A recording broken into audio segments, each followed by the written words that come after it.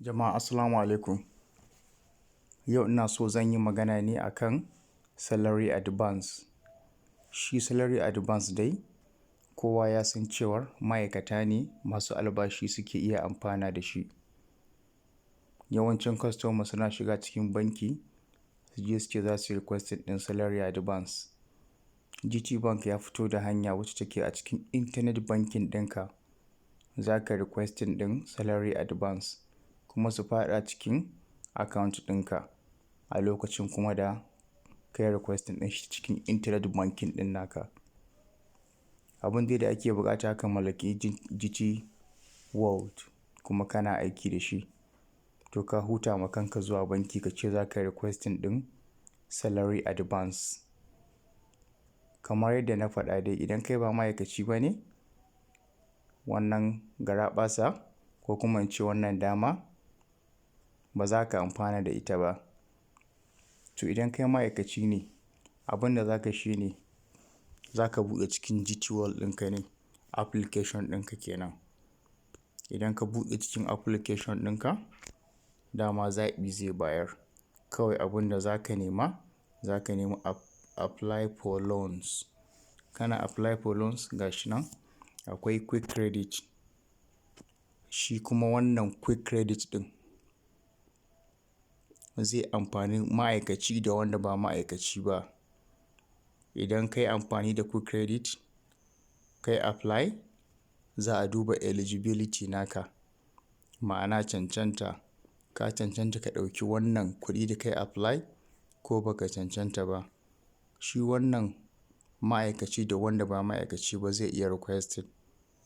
Amma main subject ɗin da nake so na yi magana, salary advance shine na ma'aikata shi kaɗai. Gashi nan yadda za ka bi shine tsakiya salary advance. Gashi nan ya buɗe mana select account to credit, sai mu sa account ɗinmu gashi nan. Shi za mu yi selecting. Muna yin selecting ɗin shi.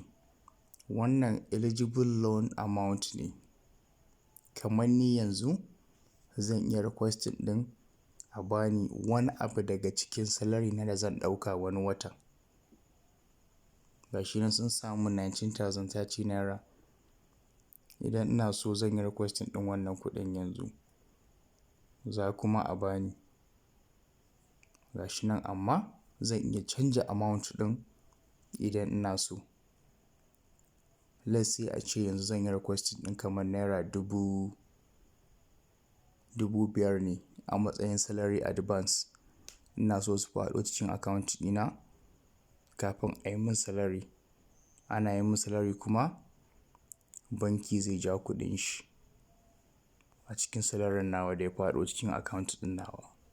Misali yanzu.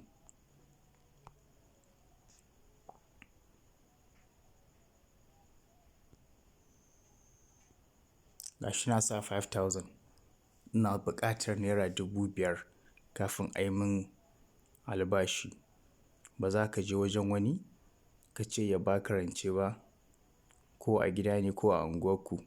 A'a, za ka iya amfani da Gtbank ka karɓi aron kuɗin. Idan kuma an musu albashi ko an maka albashi, banki zai ja kuɗin shi da ka karɓa. Gashi nan misali yanzu na sa naira 5,000 a ciki. To sai in ce continue. Ina danna continue zai ce please confirm that the details above are correct. Submitted payment cannot be recalled. Sai na tabbatar cewar da abin da na sa daidai ne. Sannan sai in sa pin ɗina guda 4 da nake finalizing ɗin transfer ɗina.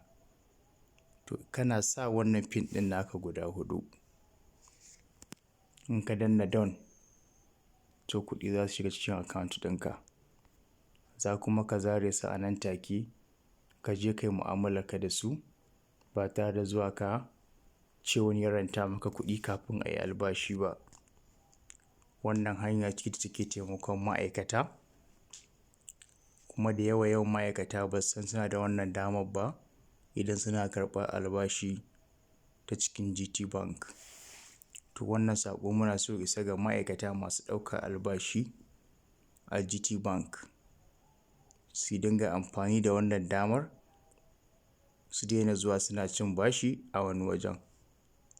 Banki babu ruwan shi, tunda kana ɗaukar albashi a nan kuɗi suna faɗowa ta nan. Idan ka yi apply ta internet banking ɗinka, za ka samu wannan dama ka cire kuɗin. Babu kai babu karɓar bashi a wajen wani. Idan kana da uzuri da yawa, to cikin wannan dama ta salary advance za ka dinga zuwa, ko kuma za ka dinga shiga kana requesting ɗin salary advance ɗinka, kana karɓar kuɗi asirinka a rufe ba tare da ka je ka ci aranta maka wani abu ba. To wannan shine salary advance. Muna buƙatar ka danna mana subscribe a wannan channel ɗin namu. Idan kuma ka subscribe channel ɗin mutum a baya, muna so kai mana like ko kai sharing domin mu samu ƙwarin gwiwar tura muku muhimman saƙonni da suka danganci Gtbank da kuma al'amura da banki. Kai ma wanda ba ka karɓar albashi, normal customer ne kawai kai a Gtbank, za ka amfana da wannan bidiyon idan za ka yi apply quick loan. Za ka iya dannawa ka yi amfani da shi. Za kuma ka iya liquidating ɗin shi a lokacin kuma da ka zaɓa. To muna godiya.